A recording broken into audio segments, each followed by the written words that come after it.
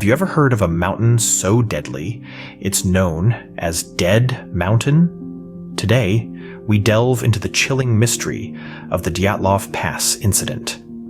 This eerie tale begins in the late January of 1959 on the eastern slopes of Kolotsiakol, a name that translates to Dead Mountain in the local Mansi language.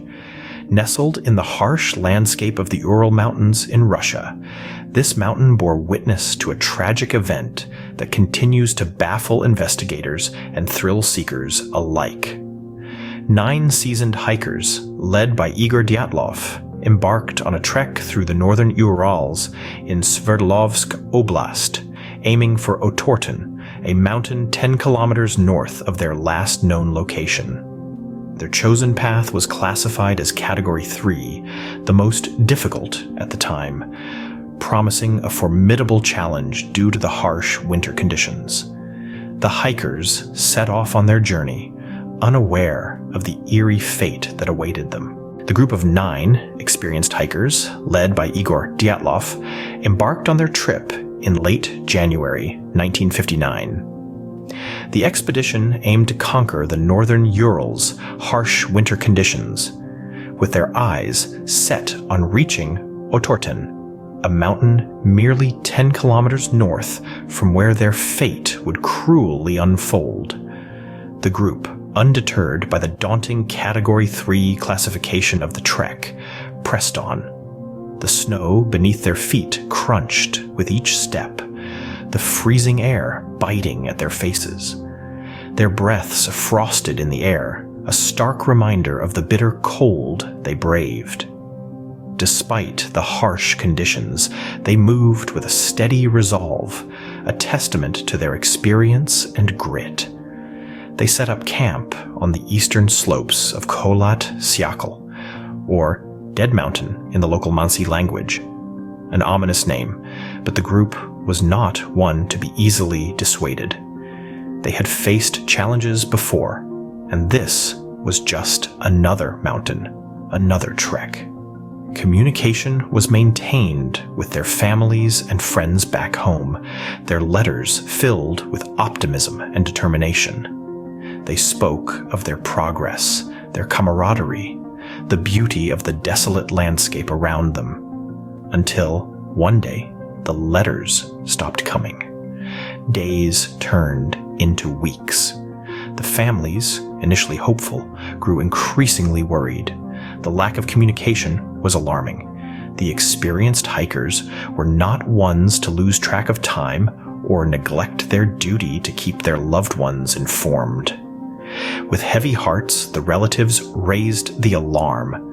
A search party was organized, brave men and women stepping forth to delve into the icy wilderness, their minds filled with the worst of possibilities. They moved with urgency, the chilling wind howling around them as if whispering dire warnings. They hoped to find the group safe and sound, probably laughing at their worry. They hoped for a simple explanation, a broken radio, perhaps, or a delay due to the harsh weather. They hoped because hope was all they had left. Little did they know, the search party would make a discovery that puzzled the world. On February 26th, a sight met the search party that would send chills down their spines. The campsite, once a haven of laughter and camaraderie, was now a chilling tableau of inexplicable dread.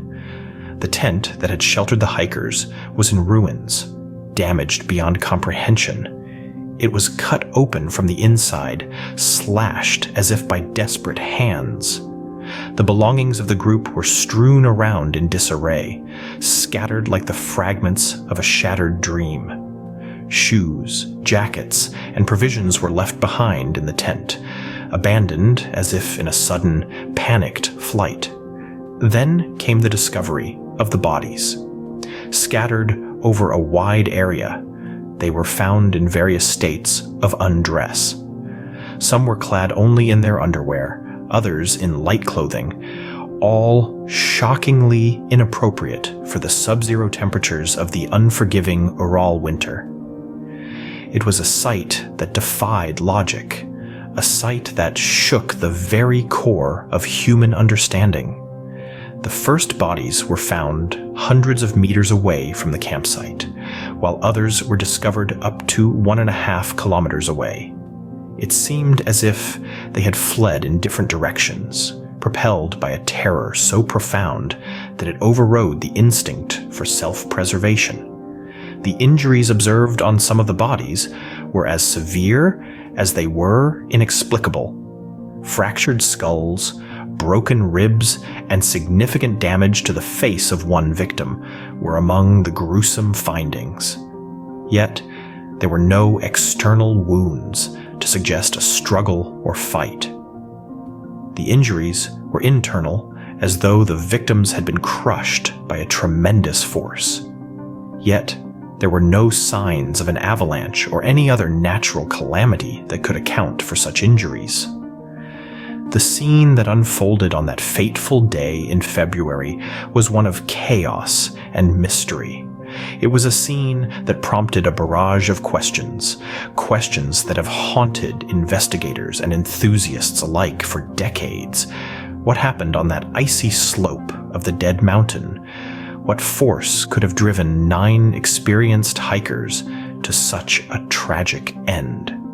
A scene of chaos and mystery lay before them, prompting questions that still linger today. Initial Soviet investigations concluded that a compelling natural force caused the deaths. But what was it?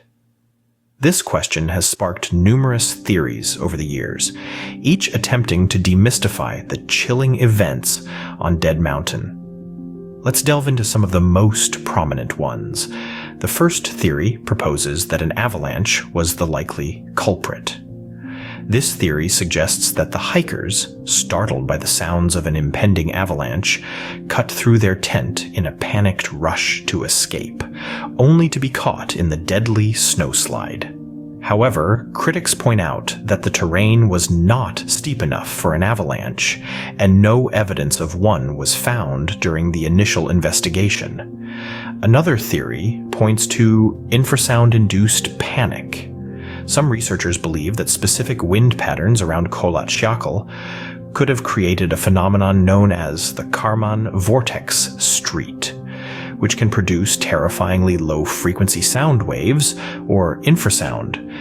This could have induced panic among the hikers, driving them to flee their tent into the deadly cold.